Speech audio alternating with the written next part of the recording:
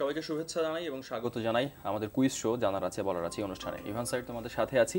আর মাত্র একটি দিন পর সাপ্তাহিক ছুটির দিন, এবং সেই ছুটির দিনে তোমরা কোথাও ঘুরে আসতে পারো। তার ভিতরে শিশু পার্ক হতে পারে, জাদুঘর হতে পারে। কথাটা বলছি এই কারণে যে শুরুতেই তোমাদেরকে মেট্রোপলিটন মিউজিয়াম অফ আর্ট সম্পর্কে কিছু তথ্য জানাতে চাই। যুক্তরাষ্ট্রের নিউ ইয়র্কে মেট্রোপলিটন মিউজিয়াম অফ আর্ট নামে জাদুঘরটি প্রতিষ্ঠিত হয় 1870 সালে। আধুনিক এবং প্রাচীনকাল মিলিয়ে 20 লাখেরও বেশি দর্শনীয় বস্তু রয়েছে এখানে।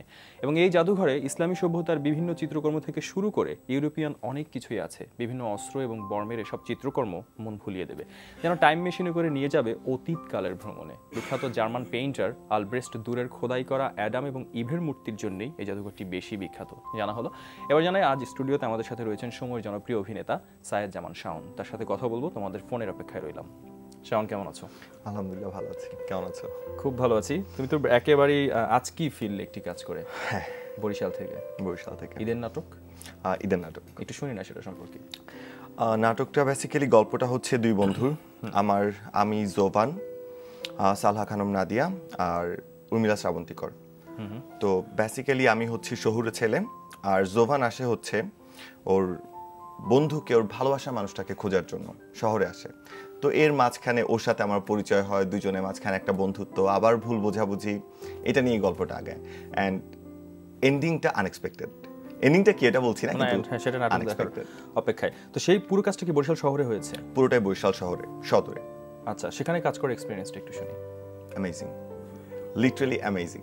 মানে বরিশালের মানুষের আতিথেয়তা বলো বা আন্তরিকতা বলো অন্য লেভেলের ছিল আমাদের জন্য। মানে আমি বা জোভান বা আমরা যারা ছিলাম, ঢাকা থেকে যারা গিয়েছি, আমরা কিছু একটা ডিমান্ড করেছি অ্যান্ড সেটা আমাদের ফুলফিল করা হয়নি। সেটা যাই হোক, might be the silliest one, but খুবই আন্তরিক ছিল অ্যান্ড খুবই ভালো একটা সময় গিয়েছে। আর খাবার দাবার খুবই ভালো ছিল। নাটকের নামটা তো বলবা না? নাটকের নাম অক্সিজেন। অক্সিজেন, মাই গড। তুমি জোভান জুটি হয়ে বেশ কিছু কাজ সমসাময়িক সময় আমরা দেখছি করছো, এবং একটি সিকুয়াল, মাবরুর রশিদ বান্নার সিকুয়াল ব্রাদার্স 2, সেখানেও কাজ করেছো তোমরা। একটু সেটা সম্পর্কেও শুনি। ব্রাদার্স হচ্ছে বছর দুয়েক আগে কোরবানি ঈদে ফার্স্ট, 2015-তে। হ্যাঁ, 2015-তে ব্রাদার্স কাজটা যায়।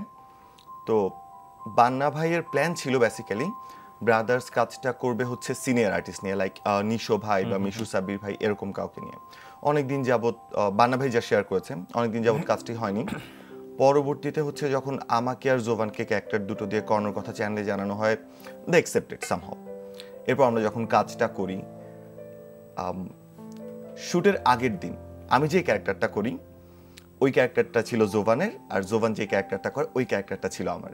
শুটের আগের দিন মান্না ভাইয়ের সাথে কথা বললাম, মান্না ভাই এই কাজ তো অনেক করছি, সব করি ব্যাপারটা।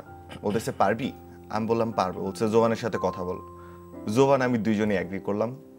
এরপর আসলে ব্যাপারটা ঘটে গেল। আচ্ছা, খুব মজার এক্সপিরিয়েন্স ছিল। তোমার ক্যারিয়ারের জন্য সেই নাটকটা তুমি সবসময় বলো, বিভিন্ন ইন্টারভিউতে বলতে শুনেছি যে তোমার জন্য খুব একটা ভালো কাজ সেটা ছিল। আমার লাইফের এখন পর্যন্ত করা বেস্ট অ্যাক্টিং। আচ্ছা, তো এই যে অভিনয়ের কথা বলছো, অভিনয়ের যে ভালোবাসা বা নেশা যা কিছুই বলি না কেন, এই প্রশ্নের সম্মুখীন তুমি বোধহয় বহুবার হয়েছো। একটু শুরুর গল্পটা শুনবো।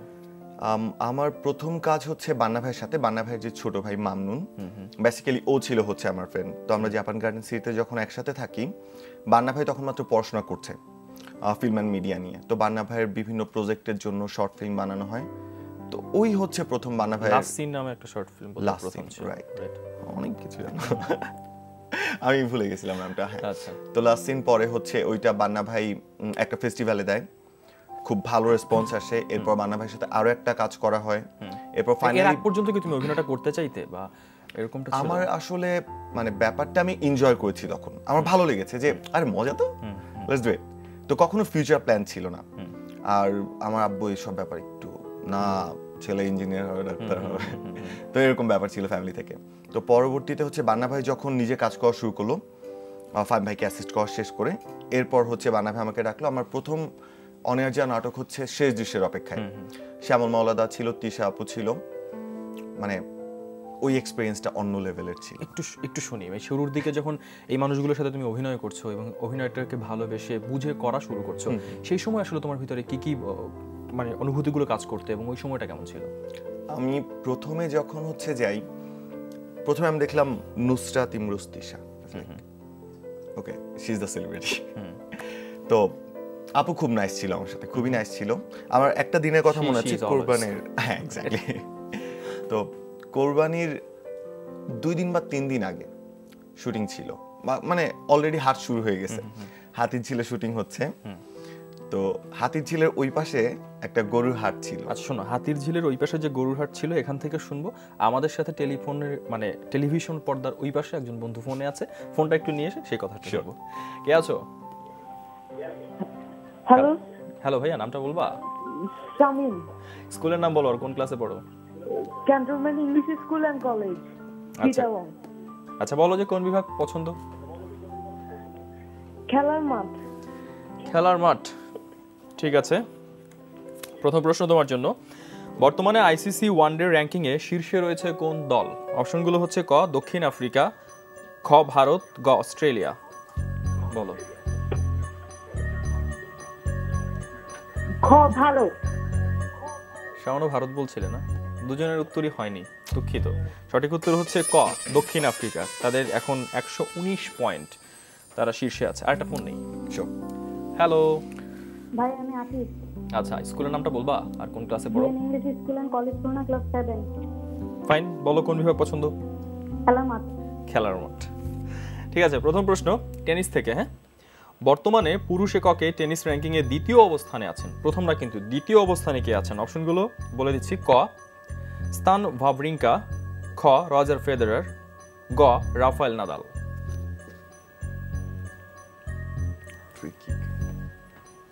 ভাই অপশন গ Rafael Nadal. What do you think? Might be Roger Federer. Right, correct answer. Correct answer. Thank you very much. Thank you. 500 টাকার বই পৌঁছে যাবে। দ্বিতীয় প্রশ্ন তোমাকে করি। প্রশ্নটি হচ্ছে এবার ক্রিকেট নিয়ে। টেস্ট ক্রিকেটে বাংলাদেশ এখন পর্যন্ত কয়টি দলের বিপক্ষে জয় পেয়েছে? অপশনগুলো ক 3টি, খ 4টি, গ 5টি। বলো।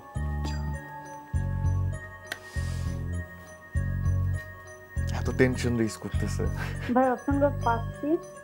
অপশন গ 5টি। আনফরচুনেটলি কারেক্ট না। কারেক্ট অ্যান্সার 4টি। জিম্বাবুয়ে, ওয়েস্ট ইন্ডিজ, শ্রীলঙ্কা এবং ইংল্যান্ড। জানা হলো। শাওন, তারপর শুনি না ওই যে হাতির ঝিলের ওপাশে। আচ্ছা, হাতির ঝিলের ওপাশে হচ্ছে তখন গরুর হাট চলছে। হ্যাঁ, তো মাইকিং হচ্ছে, শাওন তুমি যেখানেই থাকো 3 নম্বর হাসিল ঘরে যোগাযোগ করো। আমরা আর কেউ এটা নোটিস করি নাই। আউট অফ নোয়ার তিশা ভাই আমাকে এসে বলতেছে তোকে ডাকতেছে। আমার কে ডাকতেছে? বলে মাইকে শোন ডাকতেছে। রাত বাজে মোটামুটি 2:30টার মতো। All of a sudden pin drop silence, সবাই কান খাড়া করে কি শুনতেছে? শাওন তুমি যেখানেই থাকো 3 নম্বর হাসিল ঘরে যোগাযোগ করো। মানে এরকম ছোট ছোট। আর হচ্ছে আমি ওই দিন তিশাপুর অ্যাক্টিং দেখলাম। আমাদের যিনি ডিরেক্টর ফটোগ্রাফি ছিলেন, ওনার ওয়াইফের বার্থডে ছিল। আমরা ওইখানে কেক কাটলাম। জাস্ট পরের সেকেন্ডটাতে ছিল হচ্ছে আপুর একটা কান্নার সিন। আচ্ছা, মানে উইদাউট এনিথিং ঝরঝর করে কাঁদতে। সেটা তোমাকে অনেক বেশি ইন্সপায়ার্ড করেছে। রাইট, মানে আমি তখন হচ্ছে প্রথমবার তো আমি দেখতেছি okay this is call acting. Right, side তোমাদের সাথে আছে এবং অভিনেতা সায়েদ জামান শাওন আমাদের সাথে আছেন। আর তোমরা যে আছো সেটা প্রমাণ করার জন্য একটু ফোন করো। শাওন, অভিনয়ের গল্প শুনছিলাম এবং সেই গল্পের মাঝখান থেকে তারপর যখন শুরু হয়ে গেল, কখন ভাবলে যে এটা আসলে আমি কন্টিনিউ করবো বা অভিনয়টা আমি ভালোবাসি, এটা করতে হবে আমাকে? অভিনয়ের জন্য ভালোবাসাটা আসলে তৈরি হয় একটা নাটক করি অতঃপর আমরা। আমি, তৌসিফ ভাই, অ্যালেন শুভ্র, কাজী উজ্জ্বল, সাফা, অনেকে ছিল। তো মজার ব্যাপার হচ্ছে তার কিছুদিন আগে আমি যে নাটকটা দেখি, এটা হচ্ছে আদনান আল রাজীবের অ্যাট 18 অল টাইম দৌড়ের উপর। তৌসিফ ভাই ছিল, অ্যালেন শুভ্র ছিল। আই ওয়াজ লাইক ওয়াও, এত অ্যামেজিং কিভাবে হয় মানুষগুলা। তো ঠিক 1 বছর পরে ওই মাসেই তাদের সাথে আমার শুটিং। মানে আমার বিশ্বাস হচ্ছিল না যে এই মানুষগুলোর পাশে বসে আছে। অ্যান্ড এদের সাথে পাল্লা দিয়ে যখন অ্যাক্টিং করা শুরু করলাম, মানে ইচ অ্যান্ড এভরি টাইম বান্না ভাই বলতেছিল যে ইউ আর ডুইং গুড। আমি একটা শট শেষ করি, এটা খুব বদভাবে আমি যাই যে বারবার ডিরেক্টরকে জিজ্ঞেস করি, ভাই পাইছো, ভাই হয়েছে, ভাই আবার দিব, রান্না হয়ে বলতেছে ইউ আর ডুইং গুড, ঠিকঠাক একদম চলে যাচ্ছে। তো তখন বুঝলাম যে এই মানুষগুলোর সাথে থেকে বা পাশে থেকে কাজ করতে ভালো লাগতেছে, ব্যাপারটা এনজয় করতেছি। অ্যান্ড আমি যে একটা ক্যারেক্টার হয়ে যাচ্ছি, রেগুলার সাউন্ড থাকতেছি না, অন্য একটা মানুষ হয়ে যাচ্ছি, এই ব্যাপারটা আমার খুব ভালো লাগতো। এবং সেই থেকে আসলে তোমার এই ভালো লাগাটা এবং করতে যাওয়াটা এখনো পর্যন্ত করছো।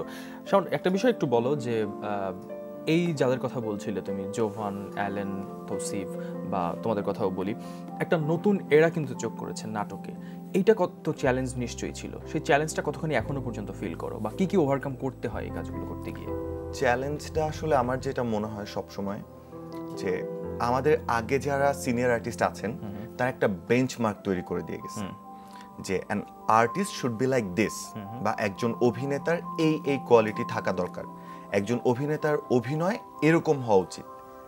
আমরা যারা একদম নতুন, বেশিরভাগ দেখা যায় যে কয়েকজন থিয়েটার করে এসছে, বেশিরভাগই থিয়েটারের বাইরে। সো আমাদের বেসিক স্কুলিংটা হয় ক্যামেরার সামনে। এই যে ফার্স্ট আমরা চ্যালেঞ্জটা ফেস করলাম, তাদের সাথে আমাদের লেভেল কোপ আপ করতে বা মার্চ করতে একটা হিউজ গ্যাপ চলে আসে। তখন দেখা যায় যে দর্শকদের কাছ থেকে একটা বিরূপ মনোভাব চলে আসে, এই নতুন ওরা তো অভিনয় পারে না। এখন এইটা আমাদেরকে রিকভার করতে হয়, সিনিয়রদের সাথে মার্চ করতে হয়, তাদের সাথে কোপ আপ করে কাজ করতে হয়, তাদেরকে কোঅপারেট করতে হয়। এই সব কিছু মাঝখানে যে আউটপুটটা আসে, ওইটা যখন অ্যাপ্রিশিয়েট করে খুব ভালো লাগে, তখন মনে হয় যে yes we did it finally. Right. So যখন তুমি একটা চরিত্র পাও, একটা স্ক্রিপ্ট পাও, তুমি আসলে কিভাবে নিজেকে প্রিপেয়ার করো বা কি কি বিষয়গুলোকে মাথায় রেখে সেই কাজটার প্রতি তুমি ইনভলভ হও? আমি যখন একটা ক্যারেক্টার পাই, আমি হচ্ছে ফ্রম দ্য ভেরি বিগিনিং চিন্তা করি ক্যারেক্টারটা কোথা থেকে আসছে, ওর ফ্যামিলি ব্যাকগ্রাউন্ড, ওর educational background and financial background. এই তিনটা জিনিস যদি ডিগ ডাউন করা হয়, দেখা যায় যে একটা মানুষের মেজর ক্যারেক্টারিস্টিক্সগুলো সব পাওয়া যায়। আমি ওইখান থেকে শুরু করি। লাইক একটা ক্যারেক্টার মানে financially solvent, yes or no, তাহলে আমার কস্টিউমটা রেডি হয়ে যায়, আমার কথা বলার স্টাইলটা রেডি হয়ে যায়, আমি কতটুকু এডুকেটেড বা আমার এডুকেশন লেভেলটা কি, এই ব্যাপারগুলো ডিসাইড করে ফেলি। এগুলো ঠিক হওয়ার পর লুকটা নিয়ে একটু কাজ করি, দেন হচ্ছে ফাইনালি স্টার্ট করি ক্যারেক্টারটা, রাগ কেমন, ওর ক্ষোভ কেমন, ওর গল্পটা কি, ওর ভিতরের কষ্টগুলো কি, ওর বাইরের আনন্দটা কি, সামগ্রিক সবকিছু নিয়ে। তাহলে আমি একটা জিনিস দেখি, ওইটা কেমন, ফোনে একজন আছে, ওর সাথে কথা বলি, দেখি কেমন পারফরমেন্সও করে। শিওর। কে আছো? ভাইয়া আমি পিঙ্কি, নোয়াখালী থেকে বলতেছি। আচ্ছা, স্কুলের নামটা বলবা আমাকে?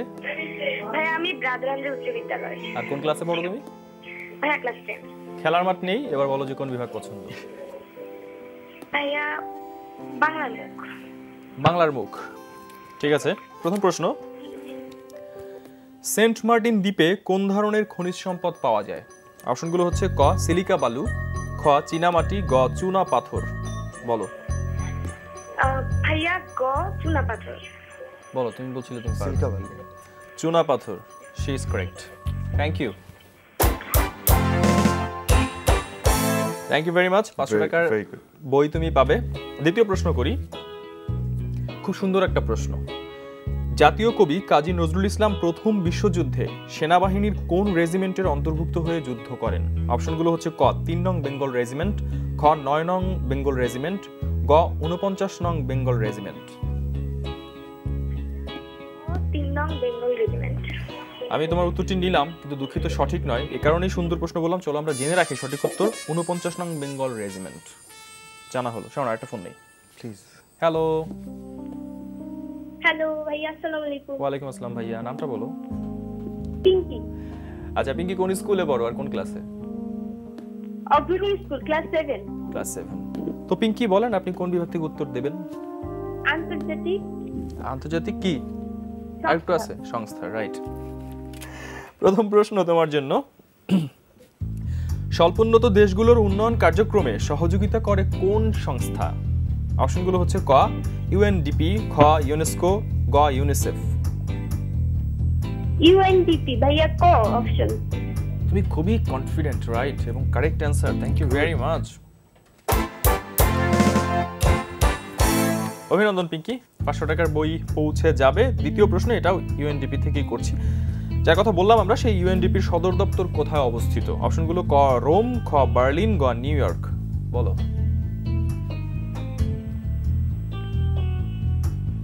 ভাইয়া অপশন গ New York. Brilliant, thank you very much. Really amazing. 1000 টাকার বই হলো, আরো 1000 টাকার বইয়ের জন্য খেলবে? Thank you. আর আজকে আর খেলবো না। ঠিক আছে, শাওন, একটু ধারাবাহিকের কথা শুনি। বেশ কিছু ধারাবাহিকে অভিনয় করেছো। ধারাবাহিক করেছি বান্না ভাইয়ের 2টা, মোস্তফা কামাল রাজ ভাইয়ের একটা, চুমকি আপুর একটা, অনেক ধারাবাহিক আসলে করতে চাই না। করতে চাও না? না, কেন? ধারাবাহিকটা করতে চাই না কারণ হচ্ছে আমি জব করি, আমার ক্যাবিন ক্রু, সেটা নিয়ে আমরা কথা বলবো। আচ্ছা, তো এতে যেটা হয় আমি মাসে 7টা দিন ছুটি পাই। আচ্ছা, তো 7টা দিন ছুটি পাওয়ার পরে যেটা হয় ওই একটা কাজের জন্য দেখা যায় 4 বা 5 দিন চলে যায়। তো তখন হচ্ছে আমার খালি মনে হয় কি যে আমি অন্য একটা বেটার কাজ যদি মিস করে ফেলি। আচ্ছা, ধারাবাহিক করে একটা আনন্দ আছে, ধারাবাহিকে একটা আনন্দ হচ্ছে একটা পরিবার হয়ে যায়, কমপ্লিট একটা ফ্যামিলি হয়ে যায়। প্রতিটা আর্টিস্ট, অ্যাসিস্ট্যান্ট ডিরেক্টর সবার সাথে চমৎকার একটা বন্ডিং তৈরি হয়। That's amazing. রাইট। তুমি একটু আগে বলছিলে যে চ্যালেঞ্জটা একরকম চ্যালেঞ্জ ছিল, যে সিনিয়র যারা কাজ করে গেছেন বা করেন এখনো, তারা একটা মানদণ্ড তৈরি করে দিয়েছেন, সেখানে কোপ আপ করা, ওটার কাছাকাছি যাওয়ার চেষ্টা করা একটা বড় ধরনের চ্যালেঞ্জ। সেক্ষেত্রে তুমি আসলে কাদেরকে দেখে ইন্সপায়ার্ড হও, কাদেরকে ভালো লাগে, কিংবা কারা আসলে তোমার ভিতরে কিছুটা হলো একটা প্রভাব তৈরি করে? বাংলাদেশের অভিনেতাদের কথাই বলি, আমি আরফান নিশো ভাইয়ের হিউজ ফ্যান। আমি তাকে টপ টু টপ ফলো করার ট্রাই করি। আচ্ছা, আচ্ছা। মানুষটার ডায়লগ ডেলিভারি সবকিছু আমার খুব ভালো লাগে অ্যান্ড ইউনিক মনে হয়। সেকেন্ড হচ্ছে অ্যালেন শুভ্র, এই মানুষটাকে আমার খুবই পছন্দ। এই মানুষটার অভিনয় এত সাবলীল, মানে আমার মনে হয় না যে মানুষটা অভিনয় করতেছে। এই মানুষটাকে মেথড অ্যাক্টিং এর মতন, আসলে আমি জানি না অ্যালেন মেবি মেথড অ্যাক্টিং এর কে ফলো করে, I might be wrong, but আমিও তার হিউজ ফ্যান সেই জায়গা থেকে বলছি। এবং তুমি যে বিষয়গুলো বলছো পাশাপাশি তোমার একটা বিষয় আমি তোমাকে অ্যাড করে দিই, তুমি কিন্তু ভীষণ পড়ুয়া। আমি জানি, আমি যদি ভুল না করি, পথের পাঁচালী তুমি 20 বারের বেশি পড়েছো, এবং তুমি বই পাওয়া মাত্র পড়ে ফেলো। এটা আসলে কতটা কাজ করে একটা চরিত্রে নিজেকে মানিয়ে নেওয়ার জন্য বা সেই চরিত্রের জন্য তৈরি করার জন্য? আমার বই পড়ার ক্ষেত্রে যে ব্যাপারটা মানে খুব হেল্প করে, আমি যখন বই পড়ি আমি পুরো সিনারিওটা ইমাজিন করি। ফোনে কে আছো? হ্যালো ভাইয়া, রিয়া। স্কুলের নাম বলো না, আর কোন ক্লাসে পড়ো? Sharadpur girls high school, class 9। Class 9, fine. এখন ছবির গ্যালারি জানো তো না? জি ভাইয়া। আচ্ছা, চলো ছবি দেখাই তাহলে। ছবির এই বিখ্যাত ব্যক্তিটি কে? অপশনগুলো বলে দিচ্ছি। ক স্টিভ জবস, খ বিল গেটস, গ ওয়ারেন বাফেট। বলো। ভাইয়া স্টিভ জবস। Steve Jobs? হ্যাঁ, correct, right answer, thank you. অভিনন্দন। 500 টাকার বই তো পেয়েই যাবে। দ্বিতীয় ছবিটি তোমাকে দেখাই, ছবিটি দেখো ভালো করে। একটি স্টেডিয়ামের ছবি। হ্যাঁ, এটি পৃথিবীর বৃহত্তম স্টেডিয়ামগুলোর একটি। এর নাম কি? আমি বলে দিচ্ছি নামগুলো। ক ওয়েম্বলি লন্ডন, খ ওল্ড ট্রাফোর্ড ম্যানচেস্টার, গ মারাকানা রিও ডি জেনেইরো ব্রাজিলের। বলো ভাইয়া এটা ক, পুরো নামটা বলো। Maracana Rio de Janeiro. Right answer, thank you. Thank you. অভিনন্দন, 1000 টাকার বই হলো। পরের 1000 টাকার বইয়ের জন্য খেলবে? খেলবে? জি। নিয়ম জানো? হ্যাঁ জানি। আচ্ছা, থ্যাংক ইউ। গুড। এই সাহসটা দেখানোর জন্য ধন্যবাদ। চলো ধন্যবাদ। চলো ছবি দেখাই। ছবির এই মনুমেন্টটি কোথায় অবস্থিত? অপশনগুলো হচ্ছে ক পিলখানায়, খ রাজারবাগ পুলিশ লাইন, গ সামরিক জাদুঘরে। বলো। ভাইয়া এটা তো জানি না। ক সরি, খ Rajarbag police line. Rajarbag police line? একদম কষ্ট পেও না। হ্যাঁ, সঠিক না উত্তর। সঠিক উত্তরটা চলো আমরা জেনে রাখি, পিলখানায়। শোনো, একটা ফোন নেই প্লিজ। হ্যালো। আসসালামু আলাইকুম। ওয়ালাইকুম আসসালাম। নাম বলো। জুবাইয়া। স্কুলের নাম বলো। National school. কোন ক্লাসে পড়ো সেটাও বলো। ক্লাস 7। এবার বলো, কোন বিভাগ পছন্দ? Everyday English. Everyday English, alright. প্রথম প্রশ্ন তোমার জন্য। World Development Report is an annual publication of, অপশনগুলো হচ্ছে A World Bank, B UNDP, C IMF. বলো। একটু ভাবলেই সহজ। A World Bank. World Bank, correct answer, thank you very much. Thank you. 500 টাকার বই তো পেয়েই গেলে, চলো সেকেন্ড কোয়েশ্চেনটা করি। ভালো করে দেখো স্ক্রিনে এবং আমি বলে দিচ্ছি। To end in smoke means, অপশনগুলো হচ্ছে A to create fire, B to go through suffering, C to come to nothing. বলো। B, to go through suffering. এটা আমি নিলাম, Come to not. সঠিক না, ডোন্ট বি আপসেট। হ্যাঁ, কারেক্ট অ্যান্সার ছিল C, to come to nothing, right? Shaon, Smoke that bangs. অভিনয়ের পাশাপাশি তোমার আরেকটি এটা কি বলবো, খুবই এক্সাইটিং অ্যাডভেঞ্চারাস প্রফেশন, সেটা হচ্ছে তুমি কেবিন ক্রু বাংলাদেশ বিমানের। এই যে সেখানে কতদিন ধরে কাজ করছে এবং সেটার আসলে এই যে অ্যাডভেঞ্চারিস, আমরা বলি যে এটা খুব রোমাঞ্চকর একটা পেশা, সেটা কেন বলা হয়? সত্যি কথা বলতে বিমান বাংলাদেশ এয়ারলাইন্সে জয়েন করেছি 3 বছর। প্রথম দিকে একটু কষ্ট হতো কোপ আপ করতে, ফ্যামিলি থেকে দূরে থাকতে। এরপর যখন আস্তে আস্তে শহরগুলো চেনা শুরু করলাম, আমার কলিগসদের সাথে মেশা শুরু করলাম, তখন দেখলাম যে আসলে ওয়ার্ল্ডসটা অন্যরকম। এই ছোট্ট পরিসর, আমরা প্রায় 400 মানুষ। আমরা যখন ফ্লাইটে থাকি আমরা একটা ফ্যামিলি, আর আমরা যখন কোথাও ঘুরতে যাচ্ছি একসাথে লাঞ্চ বা ডিনার, আমরা সবাই একটা টিম নিয়ে করতেছি। মানে it's like another family for 3 or 4 days in a different country or in a different town. Right. আর হচ্ছে ছোটবেলা থেকে ঘোরাঘুরি খুব শখ ছিল, তো ঘোরাঘুরি ব্যাপারটা একদম পুরোদমে উসুল করে নিচ্ছিল। অনেকগুলো পৃথিবীর অনেক সুন্দর সুন্দর দেশ শহর তুমি ঘুরেছো, সেগুলোর একটু এক্সপেরিয়েন্সটা শুনি না। বেশিরভাগ এক্সপিরিয়েন্স হচ্ছে একদম প্রথম দিকে যে এক্সপিরিয়েন্সগুলো গিয়েছে, আমরা হচ্ছে যখন ফ্লাইট শুরু করি তখন ছিল হজ ফ্লাইট। তো হজ ফ্লাইটের মধ্যে হচ্ছে আমাদের খুব শর্ট রেস্ট আওয়ার থাকতো। তো এর মধ্যে আমাদের এক বন্ধু সে হচ্ছে প্রথমবারই মানে বিদেশের মাটিতে পা দিয়ে আমাদেরকে বারবার বলতেছে, বন্ধু বিদেশ চলে আসছি, বিদেশ চলে আসছি। আমি সেই গল্পটা জানি। আচ্ছা, তো এটা খুব মজার একটা স্টোরি ছিল। তারপর হচ্ছে আমাদের কারেন্সি নিয়ে কিছু ইস্যু ছিল প্রথম দিকে।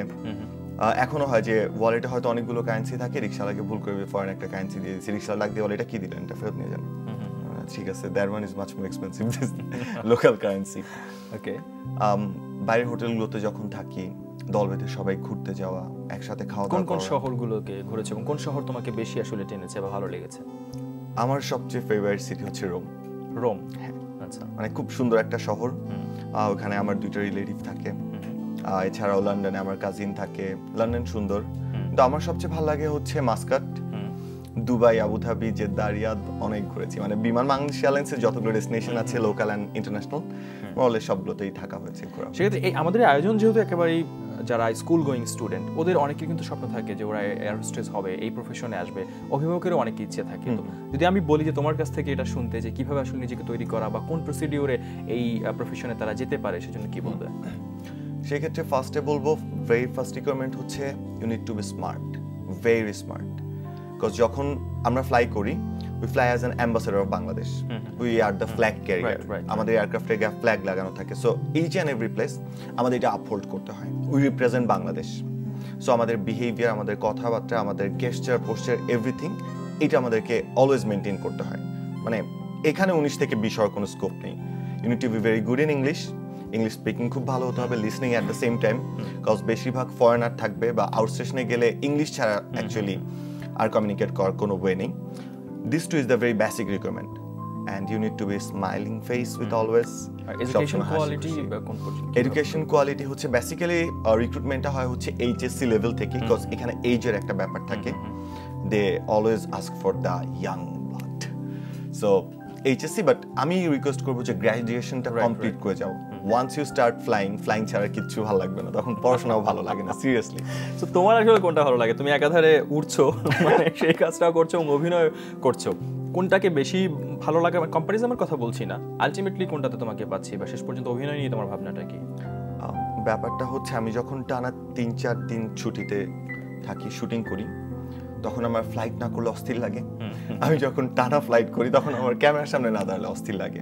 আচ্ছা, সত্যি কথা বলতে একটা হচ্ছে আমার profession, which is cabin crew, and আরেকটা হচ্ছে প্যাশন, অ্যাক্টিং।